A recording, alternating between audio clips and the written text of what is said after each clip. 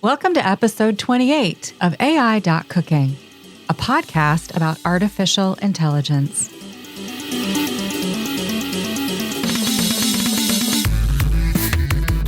Hola, bolsa de carne.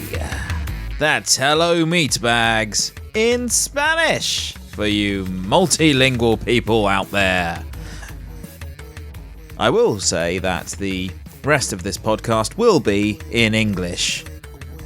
Welcome to AI.cooking, episode 28, a podcast about artificial intelligence. I am Gregory William Forsyth Foreman, from the Kingdom of Kent, who brings you news about artificial intelligence from the first half of April 2022 and AI Knowledge Corner. Here's my personal news about me for the last 2 weeks. I spent quite a lot of my man hours, my brain here, thinking about doing things with streaming online. So I've got 2 PCs and 4 monitors and a Raspberry Pi and a Dell all-in-one and a Motu Ultralight MK4, an Electro Voice RE320. Doesn't this sound good? I've got all the bits, all the gear, and no idea. I've been looking online, trying to find out how to get this thing working. I've downloaded Streamlabs and capture software and all sorts of stuff. And do you know what I've only gone and done? I've managed to just break it all more. I've managed to somehow make it way worse than it was to begin with. And as a result of all that, I now can't use my headphones. So I have no idea how I sound. Well, I've got some idea how I sound. And I can't use headphones to edit either. For some reason, my Ultralight Motu MK4 isn't outputting to my ear rolls in its headphones state anymore. Go figure. I don't know. If anyone out there wants to help your man, Gregory William Forsyth Foreman, Gwoof over here, please reach out. You can find me on No Agenda Social at Gwoof at noagendasocial.com. You can find me via email, gwff777 at protonmail.com. You could even find me via some other form of communication in any other way. Go have a look online somewhere. I'm there. Reach out. Help me out, please. I need help.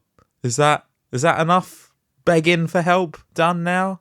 This has been a long intro. In this episode, the top story is Google has published their new achievement.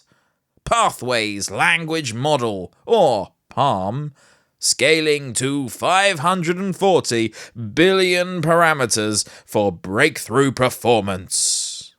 PaLM demonstrates the scaling capability of the Pathways system to thousands of accelerator chips across 2 TPU v4 pods by training a 540 billion parameter model efficiently with a well-studied, well-established recipe of a dense decoder-only transformer model. Pushing the limits of model scale enables breakthrough few-shot performance of PaLM across a variety of natural language processing, reasoning, and code tasks. PaLM paves the way for even more capable models by combining the scaling capabilities with novel architectural choices and training schemes, and brings us closer to the pathway vision. Enable a single AI system to generalize across thousands or millions of tasks, to understand different types of data, and to do so with remarkable efficiency. A funny example of that model is this conversation where this AI is able to explain why a joke is funny. User asks, "Explain this joke." Joke. Did you see that Google just hired an eloquent whale for their TPU team? It showed them how to communicate between 2 different pods. Model responses. prediction.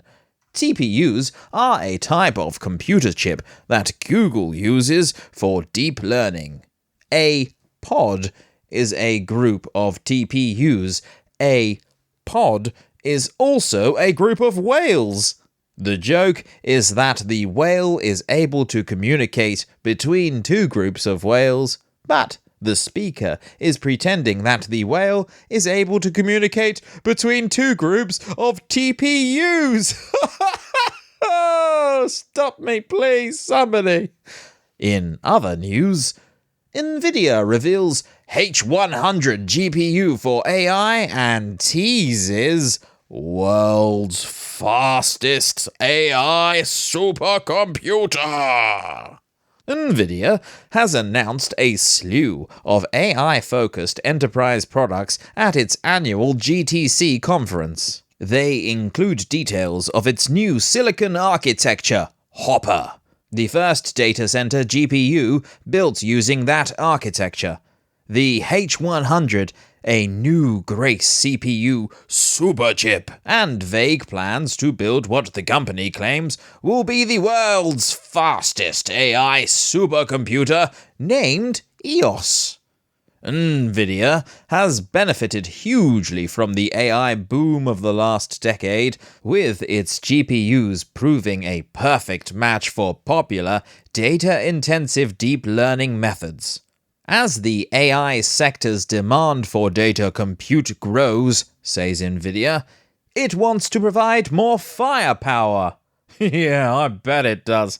More firepower for more bucks, eh? More bucks for NVIDIA. In the bank. Bucks in the bank. Thirdly, Waymo's self-driving cars are going fully driverless in San Francisco. Now you know where to avoid. Look out, homeless. There's more ways for you to die in San Fran now. Waymo will begin operating self-driving taxis in San Francisco without a person behind the car's vestigial wheel.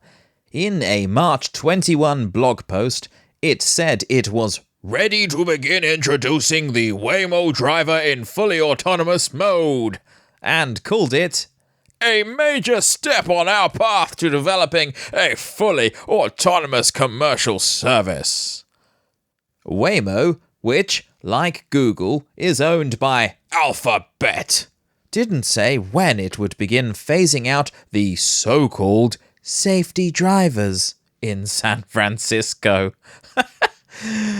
Oh, good luck, Californians. Well done, you guys, for being the first to step up to the plate and be sacrificed for the driverless future we're all waiting for. Fourthly, new publication about bias in AI has been published. NIST or NIST Special Publication 1270. Towards a standard for identifying and managing bias in artificial intelligence. This document, and work by the National Institute of Standards and Technology, or NIST, in the area of AI bias, is based on a socio-technical perspective.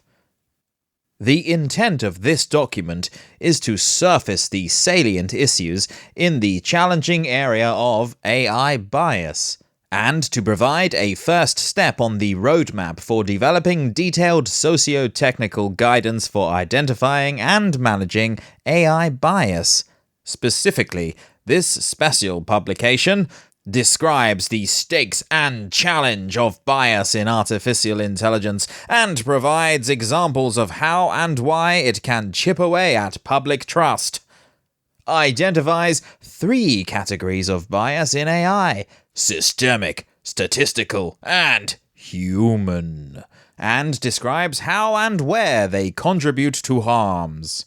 Describes 3 broad challenges for mitigating bias: datasets, testing and evaluation, and human factors, and introduces preliminary guidance for addressing them. Thanks, NIST. Important workers over at NIST doing important things, like Special Publication 1271, underway now, I should imagine.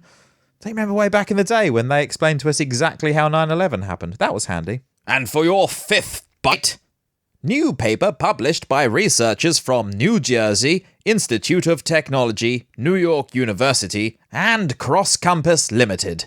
Transfer Dynamics in Emergent Evolutionary Curricula. Pinsky is a system for open-ended learning through neuroevolution in game-based domains. It builds on the paired open-ended Trailblazer, POET, system, which originally explored learning and environments generation for bipedal walkers, and adapts it to games in the General Video Game AI or GVGAI system. Previous work showed that by co-evolving levels and neural network policies, levels could be found for which successful policies could not be created via optimization alone. Studied in the realm of artificial life as a potentially open-ended alternative to gradient-based fitness, minimal criteria, or MC, based selection helps foster diversity in evolutionary populations.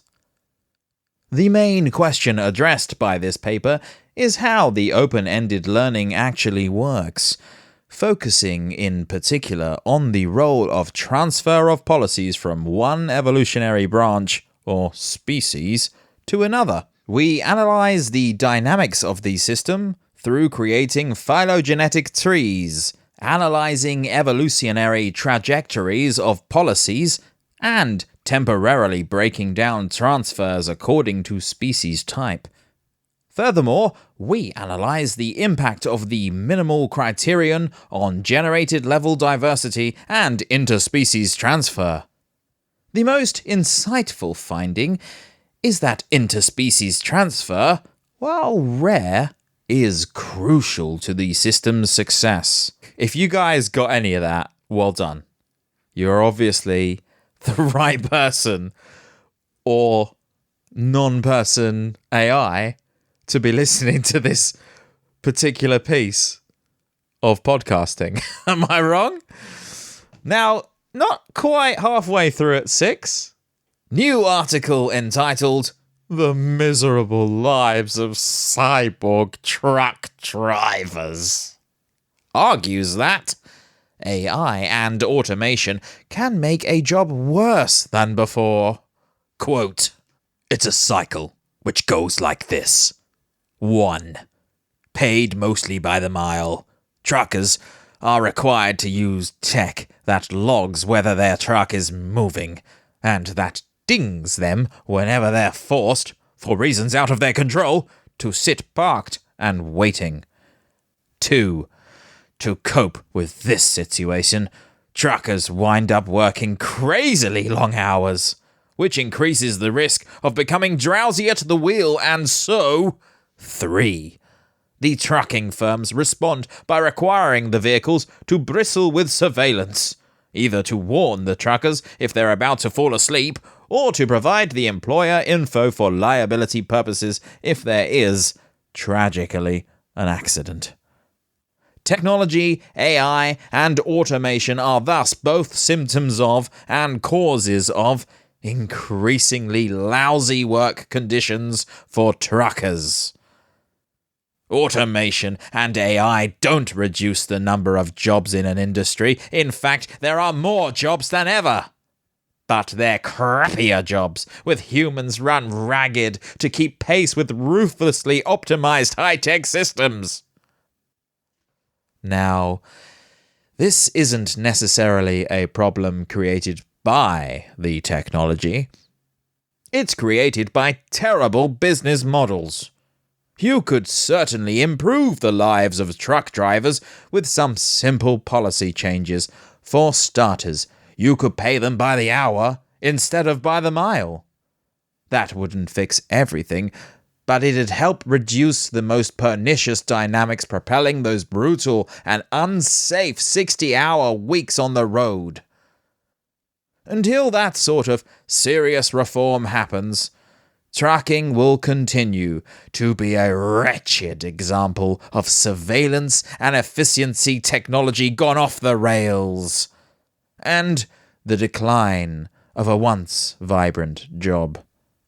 End quote. Yeah, you can kind of slightly see a little bit of the truckers' anger about mandates and stuff, experimental medical procedure mandates, that sort of thing. That's all I got to say on that. My favourite number, 7. A video game studio is looking to machine learning to cut the effort and expense of populating three-dimensional scenes with animated animals. Ubisoft showed off Zoo Builder, a pipeline of machine learning tools that converts videos of animals into animations. The system is a prototype and hasn't been used in any finished games. In the absence of an expensive dataset that depicts animals in motion, researchers at Ubisoft China and elsewhere generated synthetic training data from the company's existing keyframe animations of animals. Previously, Ubisoft had released a paper on this topic. Zoo Builder, 2D and 3D pose estimation for quadrupeds using synthetic data. This work introduces a novel strategy for generating synthetic training data for 2D and 3D pose estimation of animals using keyframe animations. With the objective to automate the process of creating animations for wildlife, we train several 2D and 3D pose estimation models with synthetic data, and put in place an end-to-end pipeline called Zoo Builder. The pipeline takes as input a video of an animal in the wild and generates the corresponding 2D and 3D coordinates for each joint of the animal's skeleton. With this approach, we produce motion capture that can be used to create animations for wildlife. Brilliant! So I guess decades or maybe centuries from now, when young human hybrid animal synthetic AI computer trans beings can look at animations of extinct animals and conjure up an imagination of how they might have looked in their natural habitat, rather than on a screen or beamed directly into the frontal lobe cortex of some thing's brain or something. I don't know. I'm actually quite optimistic about where we're going and what we're going to experience in the next few years, the decades to come as humanity. Yeah, I'm a half glass full kind of cock. In other news, training relatively small architectures on an algorithmically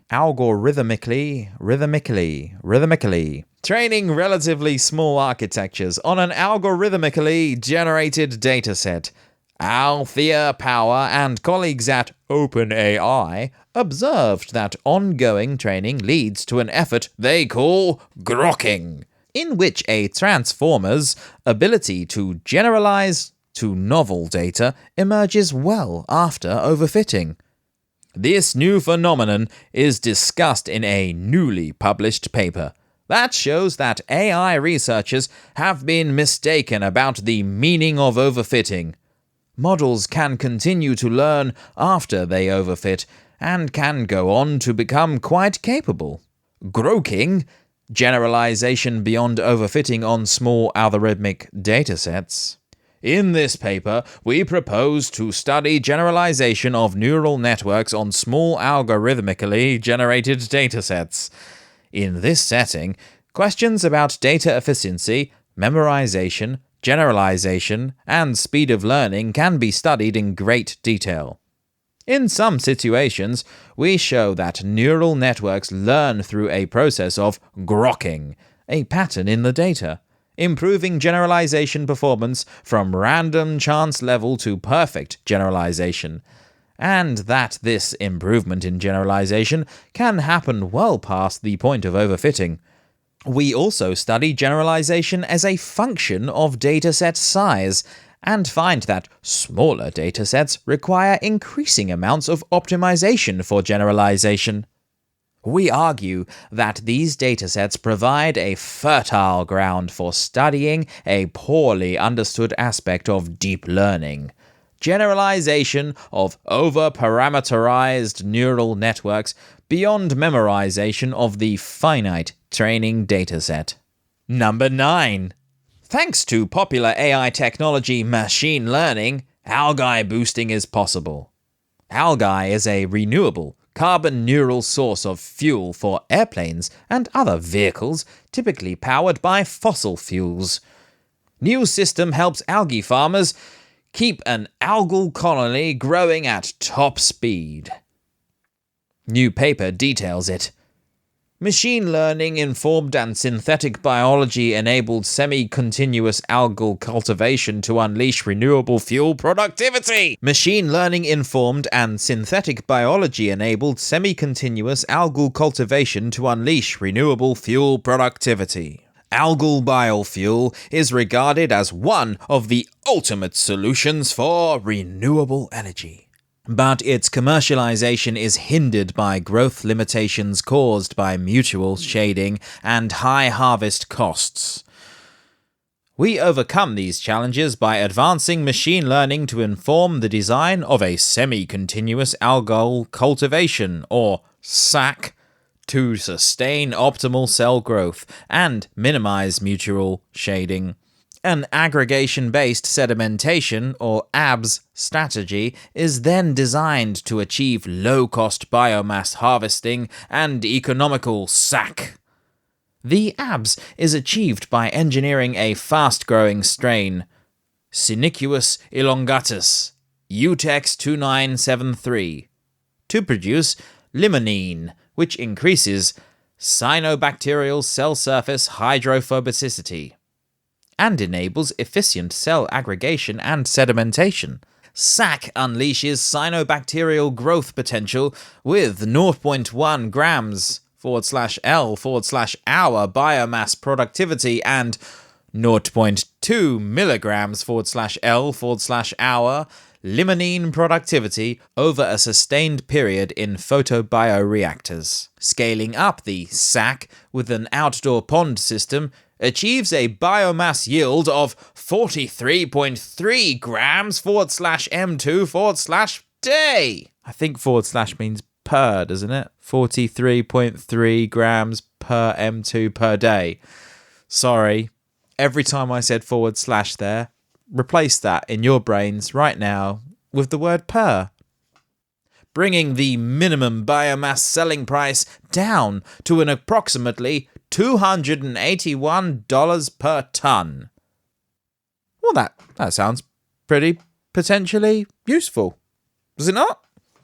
We could go get us some energy. That'd be nice. Number 10. Andrew, the massively popular AI educator, is in love with Jupyter notebooks. Andrew writes, quote, "A team I work with recently used a Jupyter notebook to model their revenue projections. While other tools, such as spreadsheets, could have served a similar purpose, a notebook can include prose that articulates underlying assumptions, such as the rates of sales growth and customer churn. Further, it invites readers to play with these parameters to deepen their understanding of how they affect the business. I, Andrew, write and send a lot of documents and enjoy written communication. But if you're trying to explain a scientific or mathematical equation, simulating a business or other system, or presenting your analysis of data, consider sending your audience a Jupyter notebook. This flexible tool even makes a great alternative to a slide deck. It's great not only for writing code to communicate with your computer, but also for crafting a story to communicate with other people." End quote. Jeez. Can that guy... Well, I mean, what is he? Is he getting some commission from his sales here? No, I do love a bit of Andrew. In all honesty. Right, number 11. In other news that applies to both software engineering and artificial intelligence, new blog item argues that To get across an unknown place, one can move faster or find better paths. In other words, focusing too much raw performance can slow you down. Software making is no exception. The item entitled, "The Counterintuitive Rise of Python in Scientific Computing," says, quote, "In our laboratory, a polarizing debate rages since around 2010, summarized by this question. Why are more and more time-critical scientific computations formerly performed in Fortran, now written in Python, a slower language? The terms are vague, encouraging tribal wars between users based more on their habits than on objective assessments about the two approaches. Let's try to give some elements to reach a mutual understanding by narrowing the question. Takeaway: speed is nothing if you're not using an adequate algorithm. And to ensure you are, sometimes letting go of a little speed to gain agility goes a long way. So the next time you have a tool to write for scientific computing, ask yourself, do I feel confident that I am capable of choosing and implementing an efficient algorithm for it? If you are, a compiled language will give you the best performance. If not, investing a bit of time learning an agile language to explore algorithms might be the best way for your tool to become blazingly fast. Previously, number 12 has been the last news item of the fortnight. However, in this episode, it is but another news item. Artificial intelligence. China researches brain-scale AI. In the race to build ever larger AI models, China is showing that cooperation between the state, universities, and the private sector holds the potential for gigantic AI models. The researchers are talking about brain-scale AI. According to their definition, these are AI models with parameters beyond the 1 trillion mark. Currently, the largest AI models include NVIDIA Megatron NGL with 530 billion parameters, Google's Switch Transformer with 1.6 trillion, and WuDao 2.0 with 1.75 trillion parameters. Brain-size AI models could bring major advances. The team expects that giant multimodal AI models could have far-reaching implications for numerous AI applications. Multimodal means that an AI is trained with different related data, such as photos, text, and videos. The researchers cite image and video annotation, image and video generation, multimodal search, answering visual questions, visual reasoning, object referencing, multimodal dialogue systems, and multimodal translation as application scenarios. Moreover, the experience gained in these fields could be transferred to other areas, such as AI in biology or chemistry. Yes, we're still going with Article 13. New paper from Surrey, United Kingdom. Interesting fact, Surrey is next to Kent. FS Coco. Towards understanding of freehand sketches of common objects in context. Abstract quote. We advance sketch research to scenes with the first dataset of freehand scene sketches, FS Coco. With practical applications in mind, we collect sketches that convey well-seen content, but can be sketched within a few minutes by a person with any sketching skills. Just as an aside, I am an awful sketcher and drawer. I'm a wordsmith. I can't draw. It would take me way more than a few minutes to sketch anything of any recognition at all. Our dataset comprises 10,000 freehand scene vector sketches with per-point space-time information by 100 non-expert individuals, offering both object and scene-level abstraction. Each sketch is augmented with its text description. Using our dataset, we study for the first time the problem of the fine-grained image retrieval from freehand scene sketches and sketch captions. We draw insights on 1. Scene salience encoded in sketches with strokes temporal order. 2. The retrieval performance accuracy from scene sketches against image captions. 3. Complementarity of information in sketches and image captions, as well as the potential benefit of combining the two modalities. In addition, we propose new solutions enabled by our dataset. 1. We adopt meta-learning to show the retrieval model can be fine-tuned to a new user style given just a small set of sketches. 2. We extend a popular vector sketch LSTM-based encoder to handle sketches with larger complexity than was supported by previous work. Namely, we propose a hierarchical sketch decoder, which we leverage at a sketch-specific pretext task. Our dataset enables for the first time research on freehand scene sketch understanding and its practical applications. End quote. Aye, there's some real tongue twisters in here, aren't there? 15! Still going! Yes, 15, I said again. 1,000 plus AI-generated LinkedIn faces uncovered. 2. Stanford researchers have fallen down a LinkedIn rabbit hole, finding over 1,000 fake profiles using AI-generated faces at the bottom. René DiResta and Josh Goldstein from the Stanford Internet Observatory made the discovery after DiResta was messaged by a profile reported to belong to a Keenan Ramsey. It looked like a normal software sales pitch at first glance, but upon further investigation, it became apparent that Ramsey was an entirely fictitious person. And finally, your last news article. A total of 16 this fortnight. Well done, writing team, for all your hard work and research.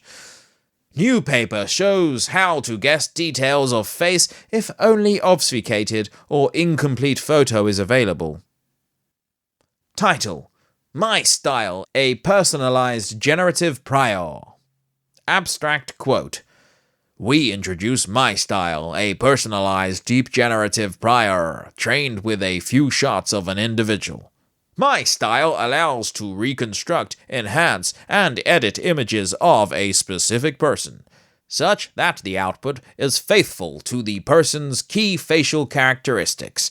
Given a small reference set of portrait images of a person, less than 100, we tune the weights of a pre-trained, styled GAN face generator to perform a local, low-dimensional, personalized manifold in the latent space. We show that this manifold constitutes a personalized region that spans latent codes associated with diverse portrait images of the individual.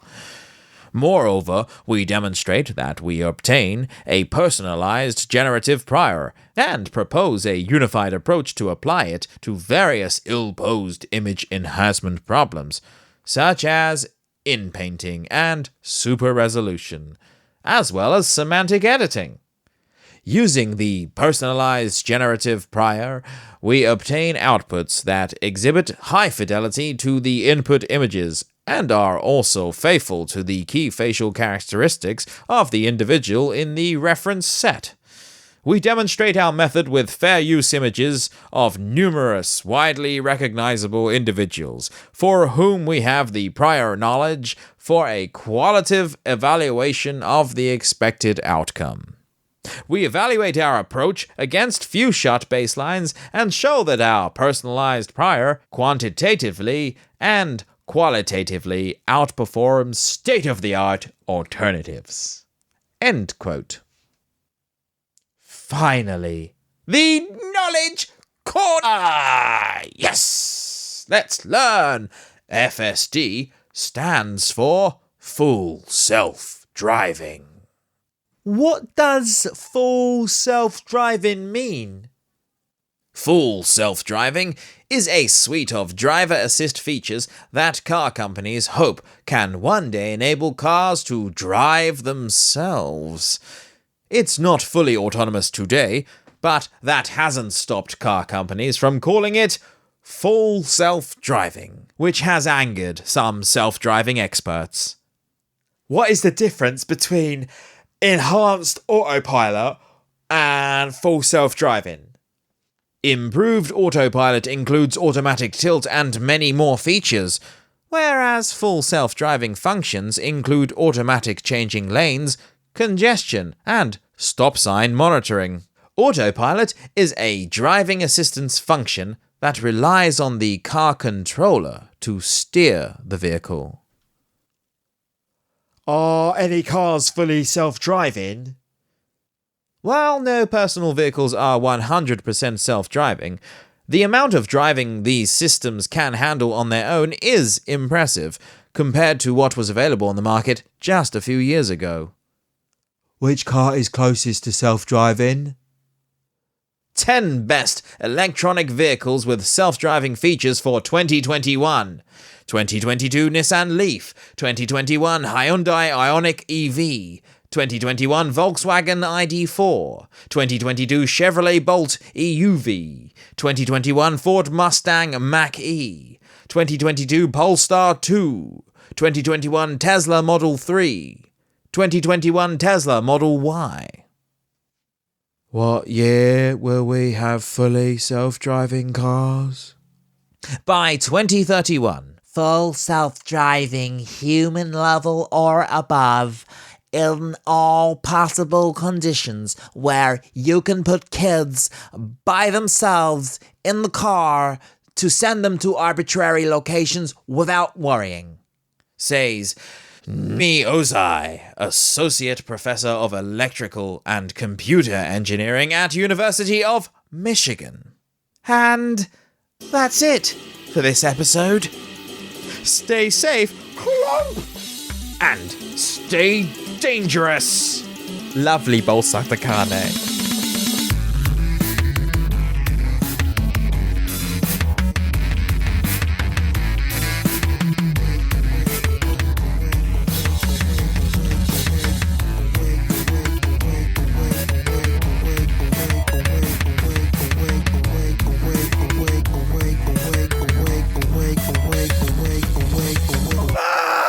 The singularity is near!